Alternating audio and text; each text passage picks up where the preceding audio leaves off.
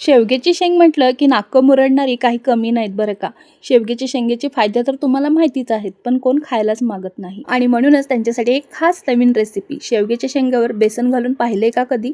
नसेल तर या पद्धतीने एकदा शेवग्याच्या शेंगावर बेसन घालून पाहाच. या शेंगाची आज आपण एक आगळ्या वेगळ्या पद्धतीने नवीन रेसिपी शेअर करत आहोत. नवीन पद्धतीने भाजी करत आहोत. अशा आगळ्या वेगळ्या पद्धतीने तुम्ही भाजी कधी खाल्लीच नसेल. खायचं लांबच, तुम्ही कधी पाहिली देखील नसेल. नेहमीचंच न करता काहीतरी वेगळ्या चवीचं केलं की ते प्रत्येकाला आवडतंच. आणि ही भाजी देखील प्रत्येकाला आवडणार. लहानांपासून मोठेही 2 चपात्या जास्तीच्या खाणार, एवढी मात्र खात्री देते. इथे शेवग्याच्या शेंगा 2 इंचामध्ये मी कट करून घेतलेल्या आहेत, वरची साल काढून. आणि सगळ्या शेंगा बाजूला काढून ठेवल्या. आणि 2 बटाटे स्वच्छ धुवून अशा मोठ्या मोठ्या पीसमध्ये कट करून घेतले आहेत, म्हणजे मोठ्या मोठ्या फोडी करून घेतलेल्या आहेत. या पद्धतीने व्हिडिओमध्ये दाखवल्याप्रमाणे एका बटाट्याच्या 4 ते 5 फोडी करून घेतलेले आहेत. तशाच तुम्ही करा. त्याचबरोबर आपल्याला इथे 2 चमचे बेसन घ्यायचं आहे. बेसनही मी मस्त असं चाळून घेतलं आहे, त्यामुळे ते जास्तीचं दिसत आहे. शेवग्याचे शेंग मात्र पाणी निथळून घेतलेले आहेत आणि बटाटा पाण्यामध्ये तसंच ठेवून दिला. ते पुढे आपण वापरायचं आहे. कोणतंही वाटण घाटण न करता आयत्या वेळेला करायला येईल अशी ही भाजी आहे. सकाळच्या घाईच्या वेळेला टिफिनसाठी झटपट होणारी भाजी. गॅसवर कढई ठेवली. कढई तापल्यानंतर सगळ्या शेंगा त्यामध्ये टाकल्या.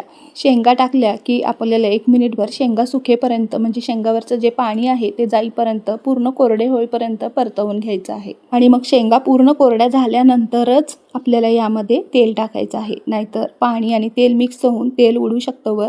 एक अर्धा मिनिट शेंगा व्यवस्थित आपण परतून घेतलेल्या आहेत. मगच यामध्ये आपल्याला 2 पळी तेल घालायचं आहे. ते पण एक अर्धा मिनिट शेंगा आपल्याला व्यवस्थित कोरड्या करून परतवून घेतल्यानंतरच तेल घालायचं.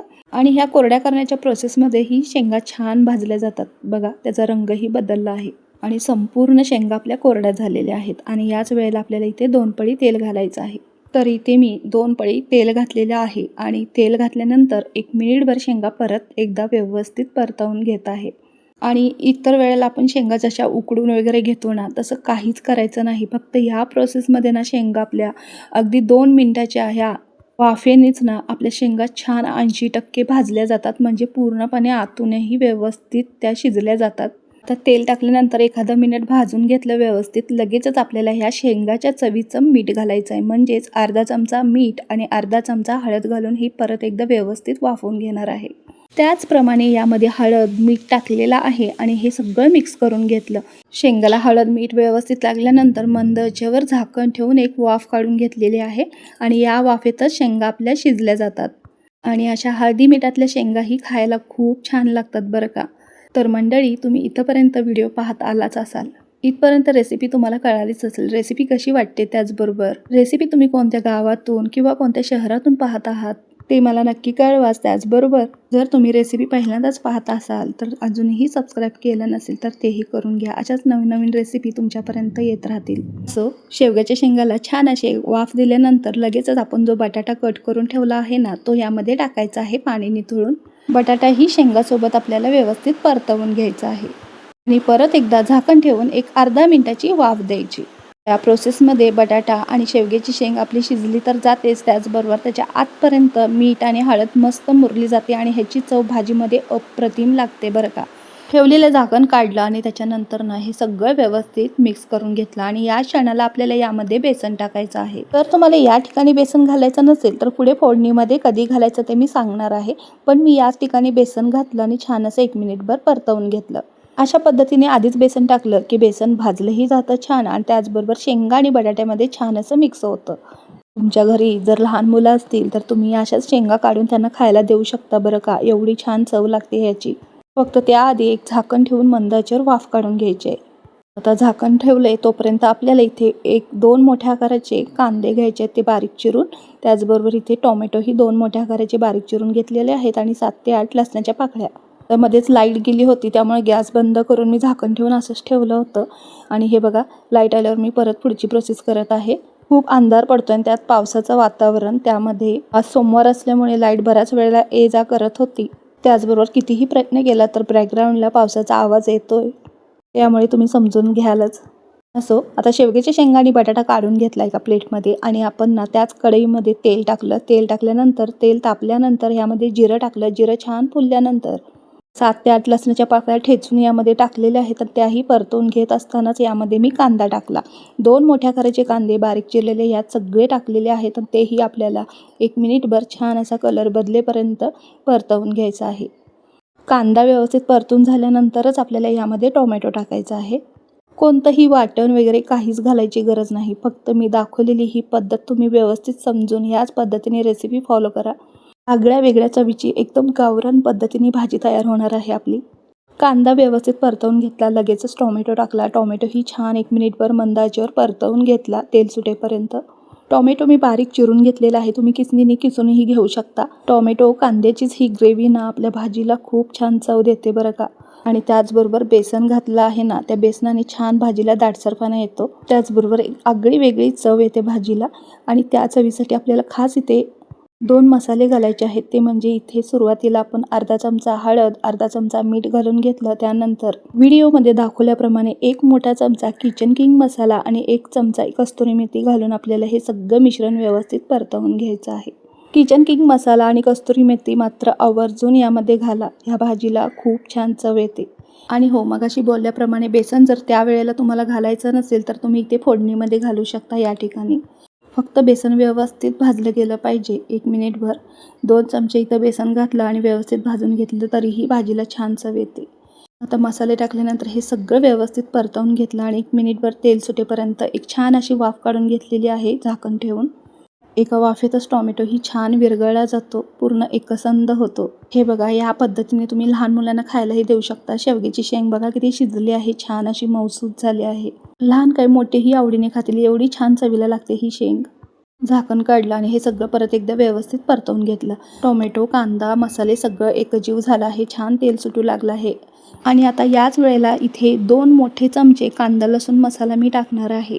तुम्ही तुमच्या आवडीप्रमाणे तुमच्या घरचा मसाला कोणताही यामध्ये टाकू शकता. हा कोल्हापुरी घरचा कांदा लसूण मसाला आहे. घरची वापरण्यातली चटणी ती मी यामध्ये 2 मोठे चमचे टाकलेले आहे. जसं तुम्हाला तिखट झणझणीत आवडतं त्याप्रमाणे तुम्ही यामध्ये चटणी टाकू शकता. चटणी टाकल्यानंतर व्यवस्थित सगळं मिक्स करून घेतलं. पूर्णपणे एकजीव झाल्यानंतर थोडंसं पाणी मी यामध्ये घातलेलं आहे. थोडंसं सुकं सुकं वाटत होतं म्हणून थोडं पाणी घातलं आणि हे परत एकदा सगळं व्यवस्थित मिक्स करून घेतलं. याची चव आणखीन दुप्पट होण्यासाठी या ठिकाणी 2 चमचे तुम्ही दही घालू शकता. फ्रेश असं दही घालायचं आहे, आंबट अजिबात नाही घालायचं. ही भाजी मी नेहमी करते, दही घालते, पण आज मी नाही घालत आहे कारण की दही माझ्याकडे नव्हतं म्हणून मी नाही घातलं. जर तुमच्याकडे असेल तर तुम्ही आवर्जून घाला आणि जर नसेल तर नाही घातलं तरी काही हरकत नाही. अशी ही भाजी आपली छानच होणार आहे. दही आवडत असेल तर घाला, पूर्णपणे ऑप्शनल आहे. पाणी घातल्यानंतर सगळं एकसंध झालं, मस्त तेल सुटू लागलं आहे. अशाच वेळेला ना आपल्याला हे सगळं आपण परतलेलं मिश्रण आहे ना शेवग्याच्या शेंगाचं आणि बटाट्याचं, ते यामध्ये घालायचं आहे. हे सगळं व्यवस्थित मिक्स करून घ्यायचं. तसंही आपली शेवग्याची शेंग शिजली आहे, बटाटा शिजला आहे. आपण 1 मिनिटभर फक्त हे सगळे मसाले त्यात मिक्स होईपर्यंत ना वाफ दिली की भाजी छान तयार होते बघा सुकी. फक्त 1 मिनिटभर झाकण ठेवून तेल सुटेपर्यंत एक छान वाफ दिली तर एकदम सुकी भाजी आपली तयार होते ड्राय. पण मला ही थपथपीत दाटसर अशी भाजी करायची आहे, त्यामुळे मी यामध्ये पाणी टाकणार आहे. सुरुवातीला थोडं पाणी टाकून घेतलं, सगळं व्यवस्थित मिक्स केलं आणि परत मगाशी आपण जी शेवग्याची शेंग परतून घेतली ती ठेवली होती त्या भांड्यामध्ये पाणी ओतून ते पाणी यामध्ये ओतलेलं आहे. कारण त्याला थोडाफार अर्क लागला होता शेवग्याच्या शेंगाचा, बटाट्याचा, बेसनाचा. तो मिक्स केला आणि यामध्ये पाणी ते ओतून टाकलेलं आहे. आता बघा हे सगळं व्यवस्थित मिक्स करायचं. परत एकदा झाकण ठेवून मंद आचेवर ना छान अशी भाजी शिजवून घ्यायची 1 मिनिट.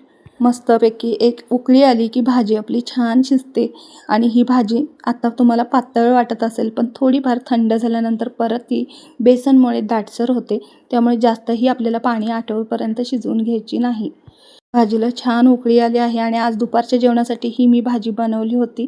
भाजी चपातीसोबत, भातासोबत, कशासोबतही खायला खूप छान लागते. इंद्रायणी तांदळाचा भात मऊसर असा गरम गरम, त्याच्यासोबत ही भाजी 1 नंबर कॉम्बिनेशन आहे.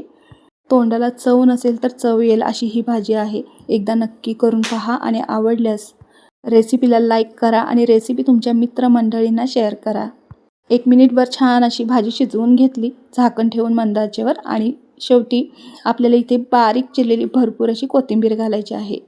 आता ही भाजी थोडीशी तुम्हाला पातळ वाटत असेल पण ही थोडी थंड झाली ना भाजी घट्ट होते, कारण आपण यामध्ये बेसन टाकलं होतं. कोणतंही वाटण घाटण न घालता ही भाजी दाटसर अशी तयार होते बघा. अस्सल अशी गावरान चवीची ही भाजी नक्की एकदा करून पहा तुम्ही, तुम्हाला नक्कीच आवडेल. शेवग्याच्या शेंगाची आमटी भाजी करून कंटाळा आला असेल तर शेवग्याच्या शेंगाची या पद्धतीने केलेली भाजी नक्की करून पहा. तुमच्या घरातल्यांना सगळ्यांना आवडेल. पाहुणे आल्यावर करा, पाहुण्यांना आवडेल. तर आज एक आगळ्या वेगळ्या नवीन चवीची बटाटा आणि शेवग्याची शेंगाची बेसन घालून भाजी कशी केली ती दाखवली आहे. मागे एकदा गवारीची भाजी ही याच पद्धतीने आपण केलेली होती बेसन घालून. तीही खूप छान झाली होती आणि भरपूर तुमचं प्रेम मिळालं त्या भाजीला. त्याचप्रमाणे या भाजीलाही भरपूर तुमचा प्रतिसाद आणि प्रेम भेटू दे. भाजी जेवढी थंड होईल तेवढ्या भाजीला छान रंगही येतो बरं का. हे बघा अशा पद्धतीने. भाजी आवडल्यास भाजीला लाईक करा, सबस्क्राईब करा, रेसिपी तुमच्या मित्रमंडळींना शेअर करा. त्याचबरोबर अशा पद्धतीने केलेली भाजी आधी कधी पाहिले का, केले का तेही मला कमेंट करून सांगा.